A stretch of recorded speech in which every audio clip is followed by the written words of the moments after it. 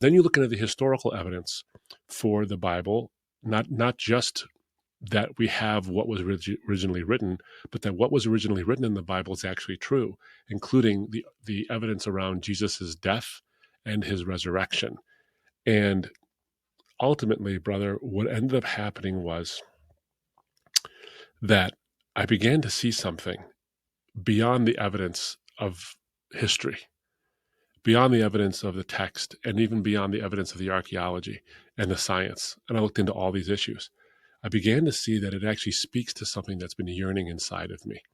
Remember what I said, Allahu Akbar, God is the greatest possible being, according to the Muslim. God is greater, Allahu Akbar. Well, it occurred to me as I sat through it and thought about it. If God is the greatest being, then he would express the greatest virtue. And he would express the greatest virtue in the greatest way. Well, the greatest virtue is love, and the greatest way to express love is self-sacrifice. Islam denies that God would ever do such a thing, but Christianity actually embraces self-sacrifice as the greatest virtue and puts it into the hands of God, that he is the one who actually self-sacrifices. So it stands to reason that if God is the greatest being, he would express the greatest virtue and he would do it in the greatest way. If he didn't do that, he wouldn't be the greatest being. But of course he is.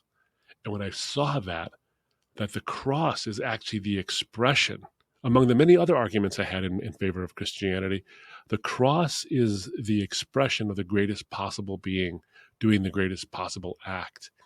And then I remember where I read the words, Romans chapter 5, verse 8. For God demonstrates his love, his greatest possible love for us in this, and that while we were sinners, not those who love God, but those who hate God, Christ died for us.